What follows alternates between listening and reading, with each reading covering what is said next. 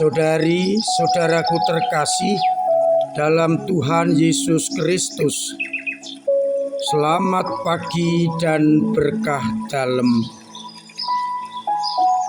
Kita bertemu kembali dalam renungan harian kita, Senin 10 Juli 2023. Seperti biasa, kita mendasarkan permenungan kita pada bacaan Ekaristi hari ini yang dikutip dari kitab Kejadian bab 28 ayat 10 sampai 22a,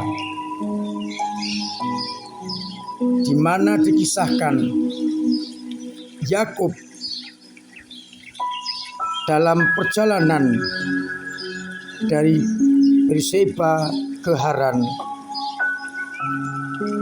Akhirnya ia bermalam di suatu tempat dan bermimpi melihat tangga yang dari bumi sampai ke ujung langit, dan malaikat-malaikat Allah turun naik lewat tangga itu. Tuhan berdiri samping Yakub dan bersabda, menyatakan dirinya, "Akulah Tuhan Allah Abraham, nenek moyangmu, dan Allah Ishak." Tempat itu, tempat di mana Yakub tidur, akan diberikan kepada keturunan Yakub, dan keturunannya akan banyak sekali. Dan Allah berjanji akan menyertai Yakub kemanapun ia pergi. Ketika Yakub bangun, ia berkata, "Alangkah dahsyatnya tempat ini. Tuhan ada di sini."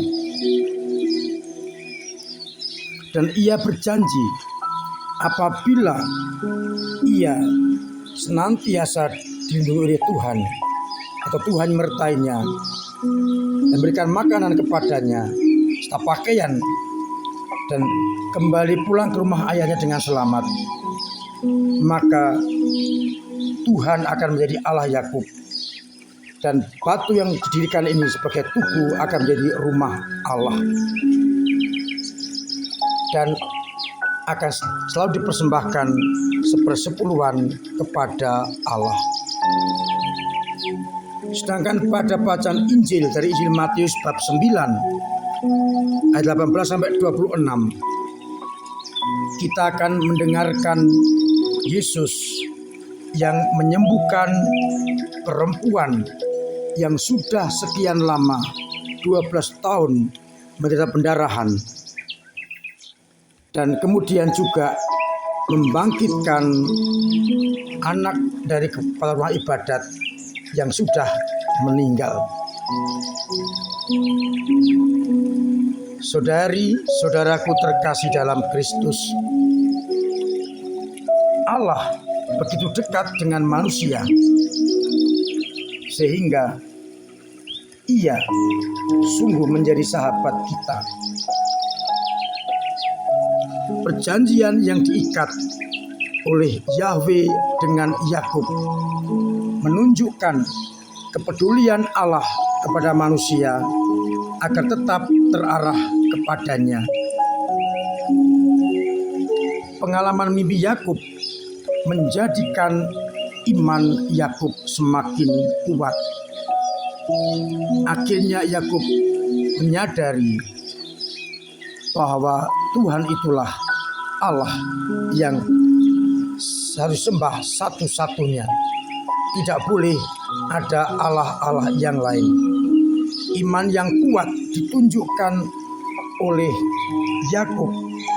Harapannya semua keturunannya akan selalu bersama dan beriman seperti Yakub. Maka akhirnya Yakub pun termasuk dari para papa bangsa. Iman yang sama digambarkan di dalam bacaan Injil. Sekalipun anak perempuan dari kepala rumah ibadat sudah meninggal, ia masih punya harapan Yesus akan menyembuhkan, akan membangkitkannya. Perkataannya perlu kita renungkan. Anakku perempuan baru saja meninggal, tetapi datanglah, letakkanlah tanganmu di atasnya, maka ia akan hidup. Saudari-saudaraku terkasih, ungkapan yang amat mendalam. Jelas-jelas ia mengatakan, anak perempuanku baru saja meninggal, tapi datanglah, letakkan tanganmu, maka ia akan hidup. Yesus bukan hanya dilihat sebagai pribadi yang bisa menyembuhkan orang sakit, melainkan membangkitkan orang mati.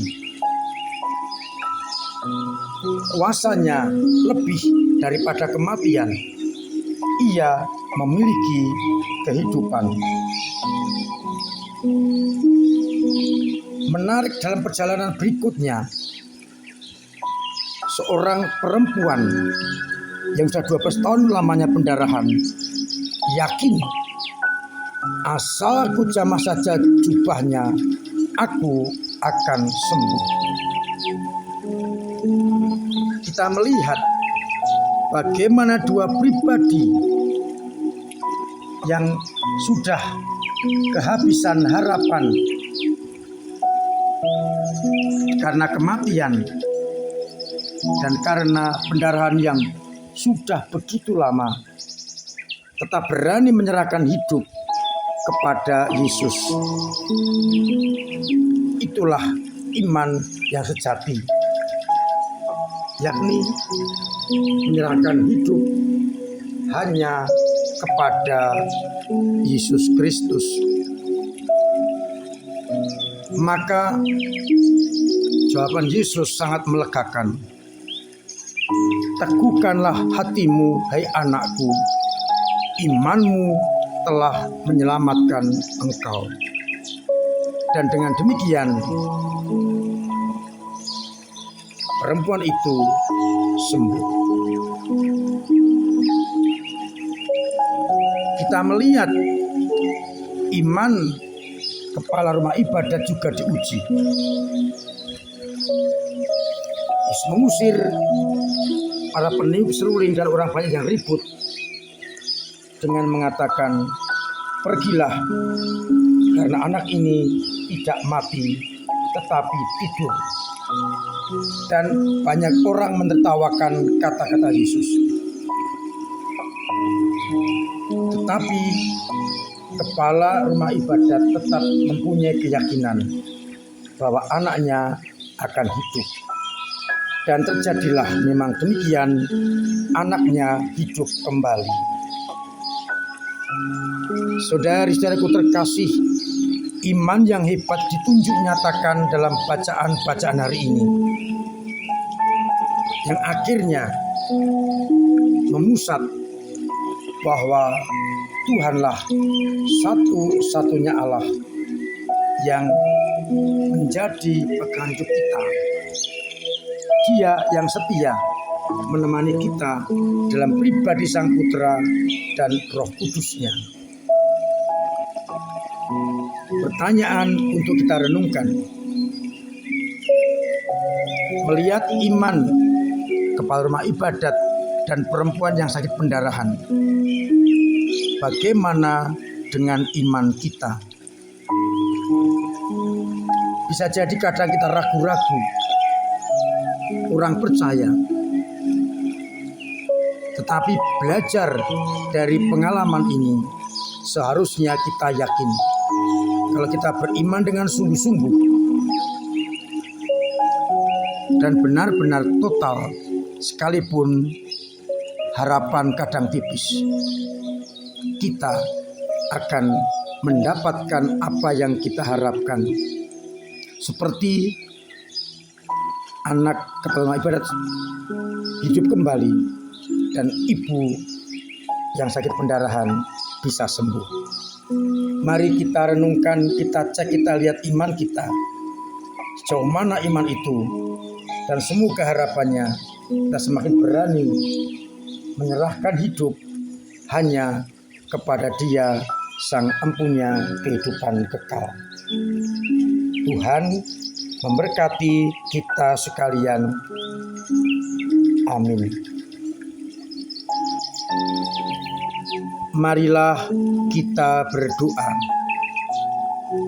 Bapa, kami bersyukur Kau beri ajaran iman yang sungguh-sungguh, iman yang mendalam, iman yang total. Belajar dari kedua tokoh dalam Injil hari ini dan juga Yakub dalam Perjanjian Lama, kami mohon semangat dan berkat yang boleh menjadi kekuatan bagi kami dalam beriman. Sekalipun kadang hampir putus asa, biarlah iman kami tetap tumbuh dan berkembang. Dan biarkanlah kami sungguh-sungguh berani menyerahkan hidup hanya kepada kehendak-Mu. Kuatkanlah iman umat-Mu yang lemah. Bangkitkanlah yang jatuh. Doronglah yang mandek. Dan biarlah iman kami digembleng lewat banyak peristiwa yang kami hadapi, dan tetap seperti perempuan yang sakit pendarahan dan pada rumah ibadat mengandalkan Engkau di atas segala-galanya. Semoga Engkau memberkati umat-Mu yang sakit dengan rahmat kesembuhan, yang punya berat Engkau ringankan, yang punya persoalan Engkau urai, yang punya kesulitan ekonomi Engkau bantu. Dan semoga dengan demikian mereka tetap merasakan kasih-Mu dan tetap mengandalkan Engkau di atas segala-galanya, sehingga iman mereka tetap terpelihara. Untuk itu ya Bapa, sertai kami dengan berkat-Mu sendiri, Bapa dan Putra dan Roh Kudus. Amin. Saudari-saudaraku terkasih dalam Kristus, kendati pandemi sudah berakhir, saya tetap mengajak, menganjurkan, bahkan sedikit mewajibkan kita tetap menjaga kesehatan dengan cara pakai masker, cuci tangan pakai sabun air mengalir, jauhi kerumunan, pola hidup sehat, booster kedua, dan makanan yang bergizi mengandung kesehatan.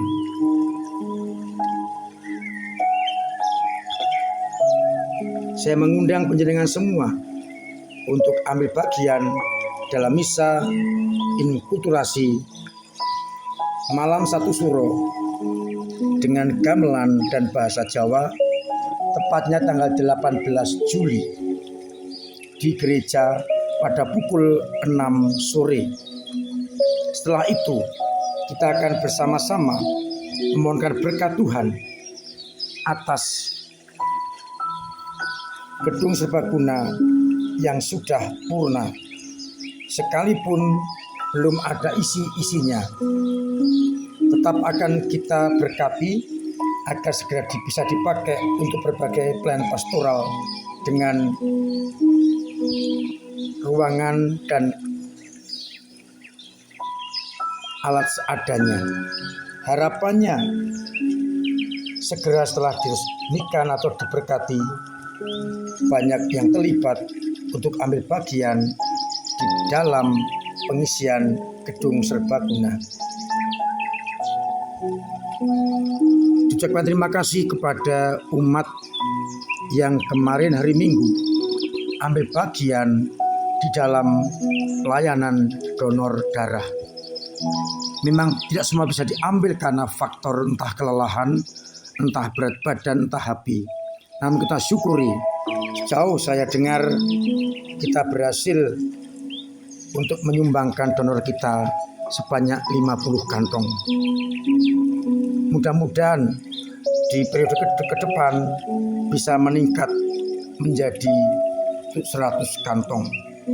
Ini bentuk bagaimana kita peduli kepada mereka-mereka yang membutuhkan bantuan kita tanpa pandang bulu. Saya mengajak semua saja tanpa kecuali ambil bagian dalam kegiatan menggereja kita. Baik bentuk doa, perlu mendoakan gereja dan para pemimpinnya. Tenaga dengan cara memangku tugas-tugas yang diembankan sebagai tatib, sebagai lektor, sebagai apapun juga, ketua lingkungan atau wilayah dan sebagainya, dan dengan dana untuk membantu pelayanan pastoral kita dan juga untuk kebutuhan ruang gedung serbaguna. Akhirnya saya mengucapkan selamat pagi, selamat merenungkan, salam sehat, Tuhan memberkati.